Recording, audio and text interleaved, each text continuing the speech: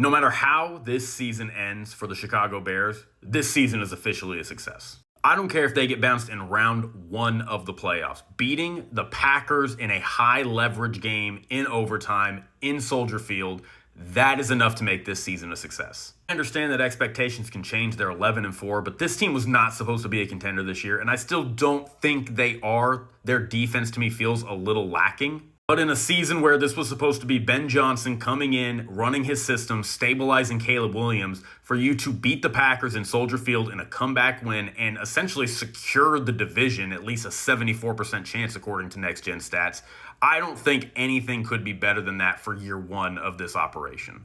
Outside of beating the Saints in the 2006 NFC Championship, this is probably the greatest day the Bears have had in my lifetime. And I know a lot of people are probably going to say, well, the only reason they won this was because Jordan Love got hurt. Like, if Jordan Love doesn't get hurt, the Packers probably win this game. One, we can't know if that's true. And two, they did not lose this game because of quarterback play. Malik Willis was really, really good in this game. The reason the Packers lost was because situationally they failed in every single phase of the game.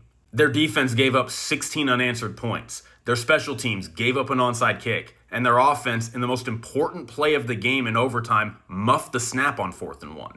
And to be honest, I'm still a little unconvinced that the Packers really are that competitive in these high leverage moments. And you look back even the past few years, outside of the 2 Lions wins this year and outside of that Cowboys playoff win a couple years ago, where has this team won in big moments?